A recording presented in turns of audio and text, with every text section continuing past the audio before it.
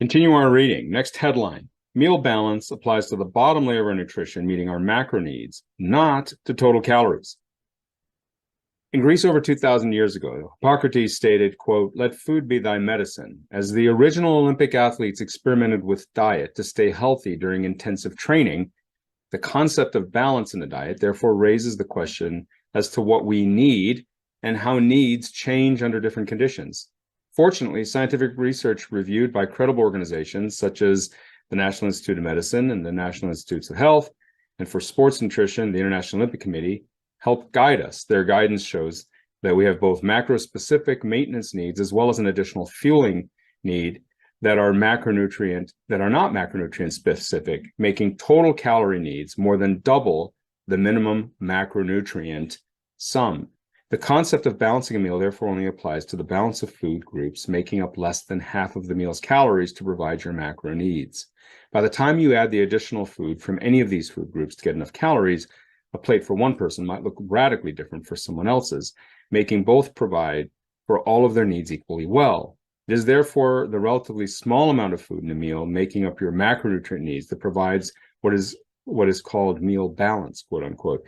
If, for example, you had an egg and some lentils as both your protein and carbohydrate and some broccoli with olives as your vegetable and omega fat, your macronutrient needs for a meal might only give you a couple hundred calories, to which you could add triple the amount of any two of those four food groups to get enough calories.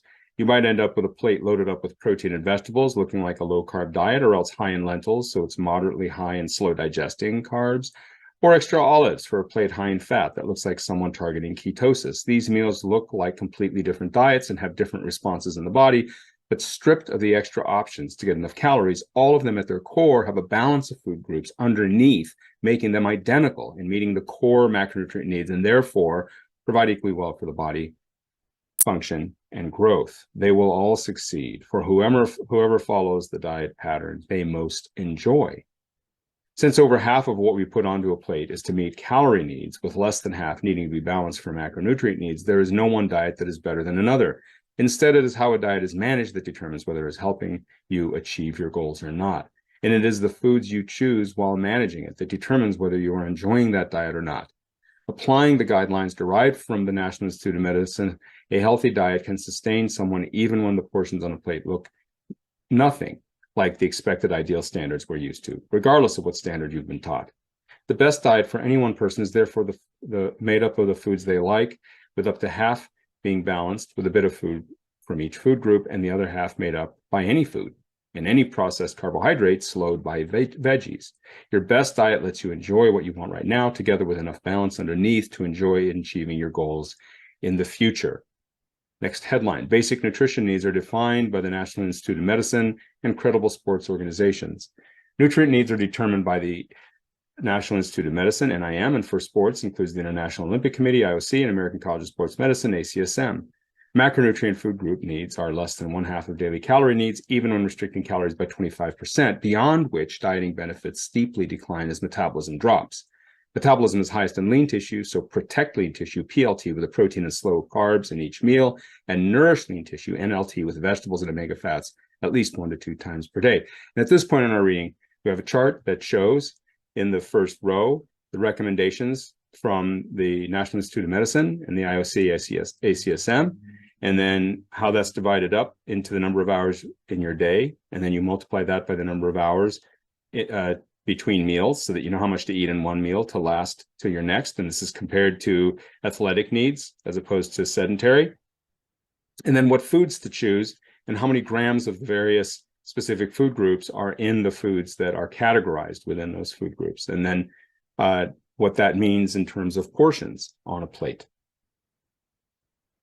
With on the next page, the chart continues to look at example portions of what you might end up with on your plate, and then some sample recipes of meals. Like if you've got a salad, you could use a yogurt dressing as your protein and put higher calorie vegetables like carrots and tomatoes on there to bump up your blood sugar. That way you're not just getting greens and olive oil, since that by itself would be too low in protein and not enough of a bump in your stable blood sugar. A sandwich could have a bean or yogurt spread and really hearty bread, and then as much leafy greens or lettuce as the volume of the bread to hopefully slow down the bread enough that you don't have a roller coaster blood sugar response. Pizza, you'd want a salad on the side. And if it's just a cheese pizza with pepperoni, which is 80% fats, then put some tofu chunks or chicken chunks into the salads to bump up the protein. That way you don't have to have 1,000 calories of cheese to meet your protein needs. If you're doing a vegetable smoothie as a meal replacement, then consider soy milk or regular milk. And in a pinch, you could potentially use a protein powder. I would not recommend doing that every day chronically, because that's oxidized compared to foods.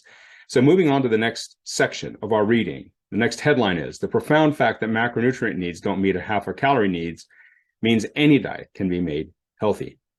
To avoid restricting calories by more than 25%, the body can tolerate before significantly reducing its metabolic rate, we must eat more than double the amount of food than it takes to meet our minimum macro food group needs of protein, carb, fat, and veggies. The large gap between meeting macronutrient and calorie needs gives us tremendous freedom in how we eat. In a bottom-up approach, if you put foods from the 4 food groups onto a plate to meet your basic macronutrient needs, you would then have to at least double the number of calories with additional food, adding whatever else you want, regardless of the food group. In a top-down approach, you would put whatever foods you want onto the plate, think pizza, and then look for the food groups on the plate, adding a bit of whatever food group is missing, think salad, for example. Whether using a bottom-up or a top-down approach, you end up choosing the food you want, while at the same time protecting and nourishing your lean tissue. The only difference is whether you start out or end up considering your macronutrient needs. Whether you chuck off the macros at the beginning or the end doesn't matter. With macro food group needs being as small as they are and satisfied by any food within each group, it is relatively simple to work them into any dietary pattern with foods we like. This simplicity applies whether we tend to eat randomly or are trying to follow a strict diet. If you're trying to follow a strict diet, charting out the food options in each group shows you the foods you can build meals from to satisfy your macronutrient needs. If you eat randomly, chart out your favorite foods for typical meals to do the same thing. The food options are based on the dietary pattern you are following and what you like to eat. Whether the macronutrient ratios are similar from meal to meal or are random, you will easily be able to adjust because of how small an amount of food it takes to meet our macro needs compared to our minimum calorie needs. A comparison of randomly eating what you like, such as pizza, versus focusing on what you like that is healthy, such as salad, demonstrates how both can benefit from simple food group adjustments. The pizza might have enough protein, but is likely high in fat and carbohydrate while being low in vegetables, even if there are veggies on top. Have a salad with it. On the other hand, if you're having a salad as a meal, it might be low in the other food groups, in which case you could add a bit of protein, such as chicken or tofu chunks, and some carbohydrates, such as corn kernels or beans, and fats, such as olive oil, olives, or avocado. A pizza with a salad after a hard workout might be better for you than a balanced salad by itself, since pizza has carbohydrate to refuel the workout. But without physical activity, a salad balanced with all the food groups is healthier. It is therefore not always the case that what is usually healthiest is always healthiest, since pizza after hard exercise refuels your muscle so that you can heal better. On the other hand, you might want pizza when you don't need the carb or caloric load, but you can slow its digestion with coarse vegetables like salad and balance the core macros to protect and nourish your lean tissue while you enjoy it. Next headline: an effective diet meets needs so it is efficient and lets you eat what you like so it is sustainable. Having a sense of what the average minimum needs might be for the human body provides us a foundational platform from which to build up whatever diet we would like to follow to help ensure that our dieting efforts do not backfire. Specific diets suggest different guidelines ranging from high to low of the various macronutrients. However, even the most extreme diets generally have at least enough flexibility to accommodate at least half, if not all, of the minimum guidelines from the National Institute of Medicine to stay healthy. Simply integrate the minimum amounts of each food group to protect and nourish your lean tissue using the foods you like or that are allowed by the dietary pattern you're trying to follow. Diets are not sustainable if they do not meet the small amount of needs, our basic needs, or do not allow us even small amounts of the foods that we most enjoy. Regardless of what diet you try, do not exclude foods you cherish and always consider protecting and nourishing lean tissue to avoid a diet potentially backfire into feeling worse instead of better. Next headline: why dieting is hard. Our brain rewards us for eating carbohydrates, fats, and in particularly both together. Eating things that target our propensity for what is fast, cheap, and tasty can have us eating things that barely qualify as food in a functional sense. Fast digesting carbohydrate might generate an insulin response that lowers blood sugar, tending to reduce lean tissue instead of protecting it, a phenomenon I refer to as anti-eating, since blood sugar can end up lower than before eating, reducing mental focus and physical energy an hour later while increasing hunger for the rest of the day. Fast food, therefore, might not, PLT, protect lean tissue, and generally does not nourish us unless we eat nourishing foods together with the fast food, like having a salad together with some pizza. Traditionally, the word food meant that what you eat that provides nourishment to benefit your body. Therefore, in a stricter sense, food would refer to minimally processed foods such as potatoes, as opposed to highly processed foods more likely to hurt the body than to help it, such as potato chips. Highly processed foods are more likely to appear in higher carbohydrate diets, such as the SAD, S-A-D, Standard American Diet, or what healthier eaters sometimes call cheat snacks, cheat meals, or cheat days. Cheating refers to breaking a healthy eating pattern for the psychological reward response of sugar and grease. Think donuts, burgers, fries, pizzas, tacos, and most other fast foods. Cheat snacks might also mean straight sugar by itself, such as candy and liquid candy, meaning soda, or sugar mixed with fats, like ice cream shakes and chocolates. We are born liking sugar so much, particularly when combined with fats, that a sugar sucker reduces crying in newborns almost double as much as maternal breastfeeding. That we are soothed more by a sugar hit than by breastfeeding in the first days of life gives us a sense of the strength of our brain's drive for sugar. Sensors for digested sugars in our intestines trigger an equally powerful reward response, driving us to eat carbs that aren't sweet, like pasta, bread, and rice. Unfortunately, that reward has contributed to the creation of food environments low in nourishing options called food deserts in places even without socioeconomic stress. Food deserts occur frequently in stressed neighborhoods with low availability of nourishing foods, but can also occur as the result of food low in nourishment delivered to a work meeting, in a hotel's continental breakfast, in many restaurants, your fun evening at the carnival, or that carnival eating pattern expanded into a cheat day, or even every day if your kitchen is a desert, with only the foods in it that trigger your ingrained reward response. A friend once joked with me that a bachelor's kitchen had to exclude pickles because they qualified as vegetables, making anything potentially healthy an infraction against the goal of an entirely free-spirited life. Intentional food deserts are an adult's surrender to their reward response, meaning the brain's drive for caloric survival in the short term at the expense of the body's nourishment and therefore survival in the long term. Instead of deleting the reward response foods from your life when dieting, include those foods in a sustainable way by combining them with healthier foods at the same time. Ignoring your body's needs when enjoying yourself can easily put you in a position where your doctor is warning you that your body demands the opposite. It is easy to simply combine what we need with what we want, putting equal value on our happiness both today and tomorrow at the same time. Next headline. Choose one processed food at a time. Doubling or tripling up treats your body like a garbage can. Combining 3 processed carbohydrates, such as a burger, fries, and soda, with only a single slice of tomato and lettuce might look like a meal, but would not qualify as food if food is meant to satisfy your body's needs. This does not mean we cannot choose foods that we are born to be rewarded for within our brain. Instead, it means that if you have metabolic goals, choose which food deserts, or literally dessert, with one more S in the spelling, you most want right now, getting rid of the ones you don't want as much until a different meal or a different day. For example, you could choose a burger wrapped in lettuce if you wanted fries, or a regular burger without fries, or split the fries with someone else to not get the full double dose.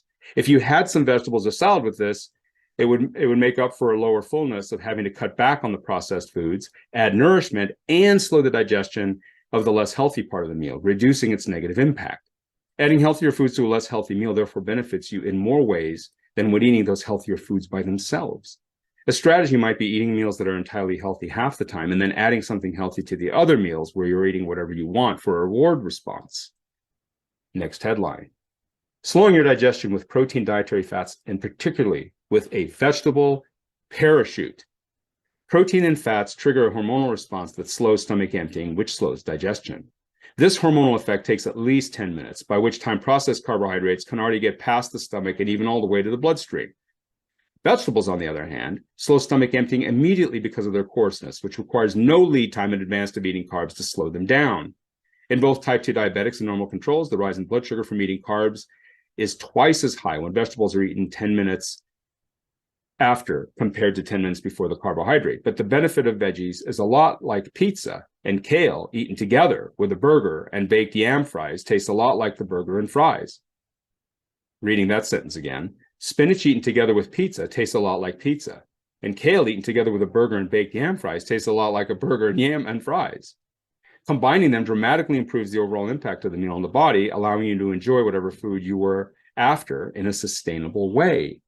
The benefit of slowing digestion is profound. Slowing down the carbs gives your lean tissue more time to absorb them, reducing how much is stored as body fat. It also reduces the insulin response, which A, further reduces how much goes to fat, and B, increases the rate fats are released from fat cells to be burned by lean tissue. Reducing how much goes to fat cells and increasing how much fat is released by fat cells, together with more carb going directly to lean tissue, is a triple threat against body fat, resulting from a slower digestion. Wholesome unprocessed foods, of course, achieve this on their own without vegetables and are slowed even more with vegetables. But vegetables are an amazing tool to manage social eating and cheat meals so that we don't always have to cook separately for ourselves to adhere to a strict diet for the rest of our lives. The reverse of slowing digestion is therefore a triple threat against healthy weight loss. A large insulin response from fast digesting processed carbs, such as candy, soda, and chips, can increase body fat more than you would expect from the calorie count. There is only about 25 calories of sugar in your entire bloodstream, so even just half a soda or one piece of candy can double your blood sugar in minutes if not cleared by insulin, triggering a momentary insulin response to a small dose of processed carbs that would be as large as for an entire meal normally.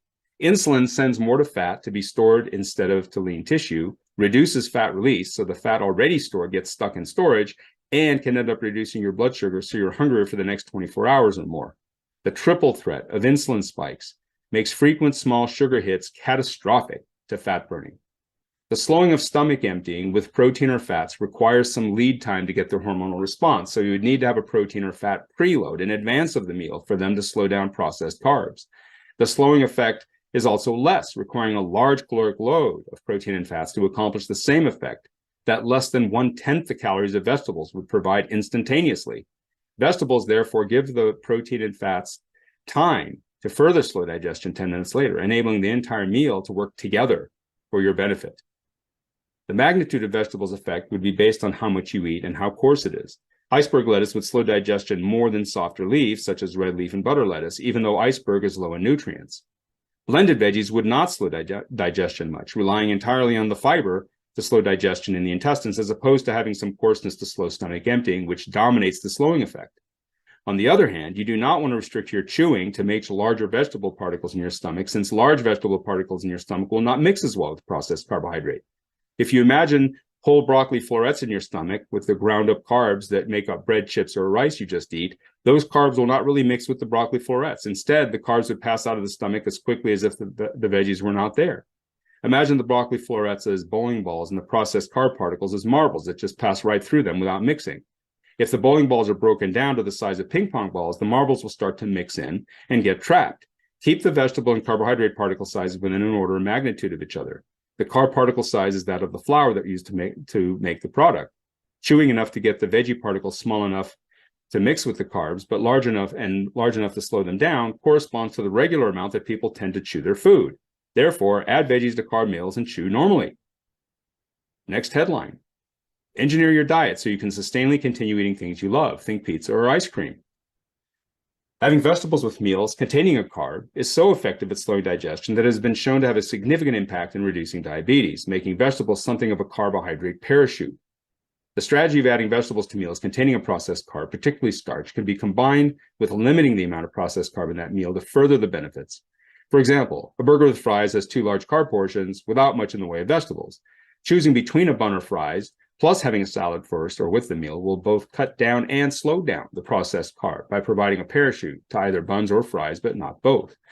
The power of vegetables to shift nutrient delivery away from body fat towards lean tissue is profound. Vegetables in cheat meals reduce how much cheat foods you need to get full, reduce the digestion of whatever cheat foods you eat, and nourish your body while the cheat foods do not. The tripling of the benefits of vegetables when combining them with processed foods make them even more important to health than when eating them by themselves.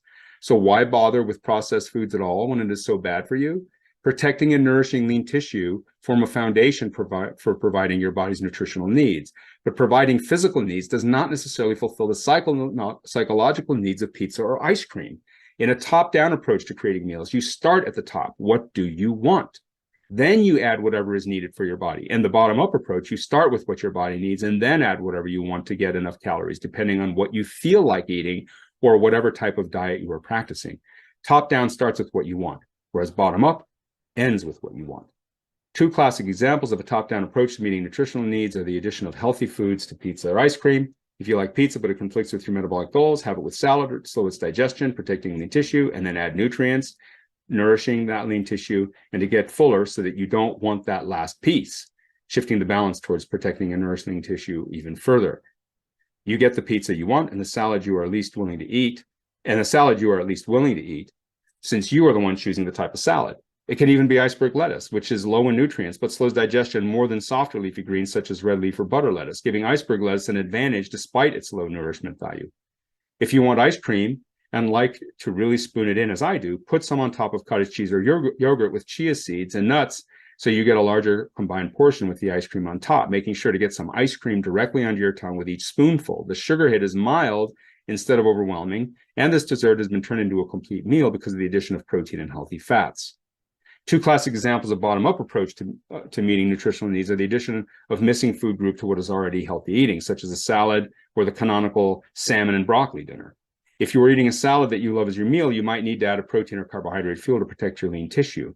The protein could be beans or lentils, a yogurt-based dressing, or some chicken or tofu chunks. The carb fuel in the salad might be the same beans or lentils, or the addition of squash, cut up fruit or berries, or a starch, such as a cut up yam or whole grain like wild rice or quinoa. The canonical salmon with broccoli dinner would not recover an active person's blood sugar sufficiently to protect lean tissue. The brain will stimulate the release of cortisol to break down lean tissue to increase blood sugar levels, regardless of how much protein there is in the meal. We have the freedom to choose both which foods from each food group we want to eat to meet macronutrient needs, as well as what larger amount of food beyond that from any food group we'd like to eat to get enough calories. Together with our ability to combine healthy foods with less healthy foods, such as salad with pizza or cottage cheese with ice cream, we have a toolbox enabling both our freedom and our efficiency.